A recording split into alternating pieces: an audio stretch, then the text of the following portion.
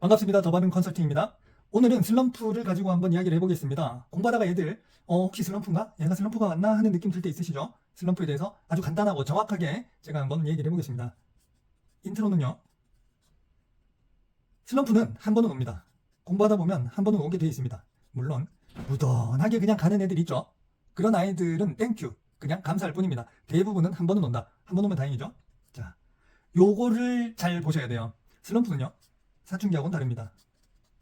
이게 구분이 안 되시는 분들이 있으실 텐데 제가 말씀드리는 걸 들으면 바로 구분이 될 거예요. 사춘기랑 다르니까 대처 방법도 달라요. 이 사춘기는 입시에 가장 큰 적이죠. 이 적이라고 표현하기 무서울 정도로 파괴적입니다. 사춘기가 오면 뭐 약도 없고 방법도 없어요. 그냥 끝날 때까지 어느 정도 기다리면서 달래는 수밖에 없는데 성적을 완전히 막 훅 몰아서 싸말아서 저 멀리 우주 끝까지 보내버리는 토네이도 같은 존재죠. 사춘기는 키워드가 반항입니다. 근데 슬럼프의 키워드는요. 무기력이에요. 사춘기에도 무기력해지는 애들 있죠. 저도 알고 있습니다. 하지만 대표적인 키워드를 뽑자면 이렇게 돼요. 확실히 조금 달라요. 요거를 알기 쉽게 딱 직관적으로 말씀드리면요. 사춘기를 겪는 아이들을 옆에서 보잖아요. 어떤 느낌 드는? 왜 할라고 저러노? 이 생각이 듭니다. 슬럼프를 겪고 있는 애들 옆에서 보면 어떤 느낌 드냐면 지켜보는 나도 힘들다. 이런 느낌이 듭니다. 약간 이거 겪어보신 부모님들은 제 얘기 무슨 말인 줄 아실 거예요. 그죠? 직관적으로 표현 쉽게 하려고 이렇게 한 겁니다. 자, 슬럼프가 오는 이유가 뭘까요? 이유는 좋아요. 공부를 하니까 오는 겁니다. 공부하는 학생만 슬럼프를 겪습니다. 사춘기랑은 다르죠. 사춘기는 때가 되면 겪는 거고요. 공부를 안 하면 슬럼프를 겪을 이유가 없어요. 그럼 공부하는 학생은 도대체 왜 겪냐? 본인이 결과치에 기대를 했죠. 결과치에 대한 기대와 그 결과, 현실에 괴리가 있거든요. 이것 때문에 슬럼프가 옵니다. 간단해요. 했는 만큼 안 나와서 오는 거예요. 근데 다음에도 안 나올 것 같거든. 그러니까 풀 죽어버리는 거죠. 다행히 해결책이 있습니다. 해결책 얘기 안 할 거면 영상 안 찍겠죠. 자, 첫 번째.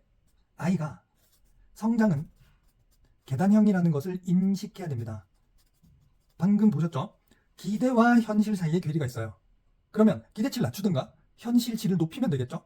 이 기대치가 비정상적으로 높아서 문제가 생기는 경우가 있거든요. 그땐 기대치를 낮춰줘야 돼요. 성장이 계단형이라는 걸 제대로 알려줘야 됩니다. 제가 예전에 올린 영상 공부하다 만나는 마의 구간이라는 영상에 구체적으로 잘 설명되어 있으니까 그걸 한번 보여주시면 좋겠죠.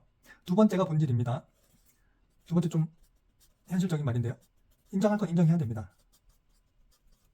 무슨 말이냐? 공부를 하다 보면 특정 과목에서 한계를 느낀 경우가 와요. 근데 그게 방금 1번처럼 터무니없이 기대치가 높아서 한계를 느낀다 이면 1번으로 해결할 수 있지만 실제로 진짜 내 실력에 한계가 온 경우가 생겨요. 예를 들면 이제 제가 영어를 가르치니까 영어를 예를 들자면 2등급이 한계인 애들이 정말 많습니다. 아, 이 학생은 1등급까지 가긴 힘들겠구나. 여러 가지 이유 때문에 그래요. 언어적인 센스라든가 뒤늦게 공부 시작해서 남은 시간의 한계라든가 문해력 자체에 문제가 있는 경우 아니면 특정 문제에서 계속 본인만의 방식으로 스스로 함정에 빠지는 아이들 뭐 이런 여러 경우가 있어요. 단어 몰라서 1등급 안 나오는 애는 없습니다. 그런 아이들한테 1등급을 위해서 계속 시간과 자원을 퍼부을 거냐? 그럴 필요가 전혀 없어요. 보세요. 한계가 진짜 왔잖아요. 그러면 그 과목을 파악합니다. 수학으로 치면 아 얘는 80점이 한계다. 영어로 치면 2등급이 한계다. 이 과목을 파악한 다음에 구체적인 최대 가능치를 계산해요. 방금 말씀드렸죠?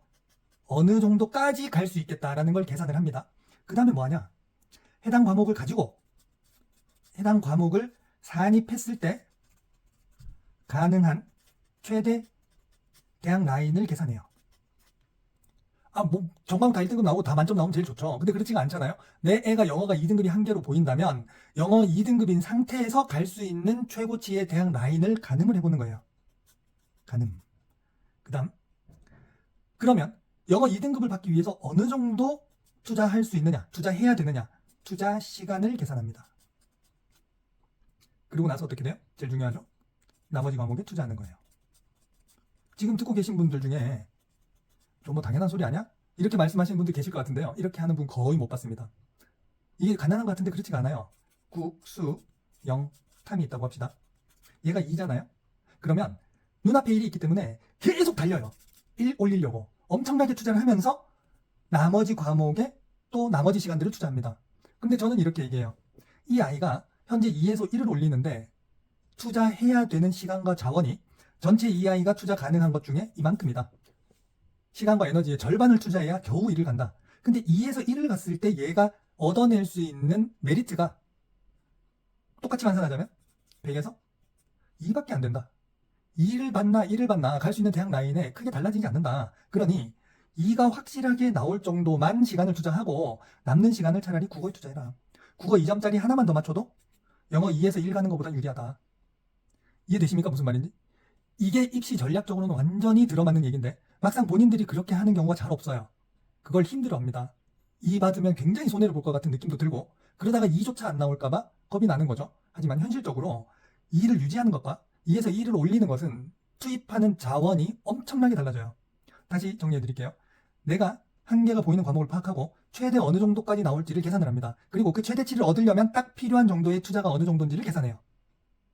그걸로 갈 수 있는 대학을 계산합니다.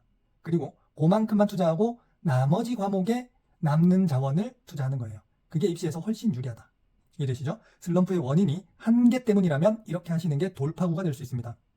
추신 하나 올려드릴까요? 추신 가기 전에 아주 좋은 부분도 있습니다. 슬럼프에 재탕이 없어요. 사춘기는 2번 올 수도 있거든요. 슬럼프는 2번 잘 안 옵니다. 왜냐? 내가 저번에 겪으면서 몸부림도 쳐보고 슬퍼도 보고 막 한 바퀴 다 해봤기 때문에 똑같은 걸 또 하진 않아요. 애들도 바보는 아니거든요. 그래서 애가 좀 철이 듭니다. 슬럼프를 겪으면서. 요거는 밝은 면이에요. 추신이 있습니다. 추신. 슬럼프는 최고의 도우미가 있어요. 바로 부모님이죠.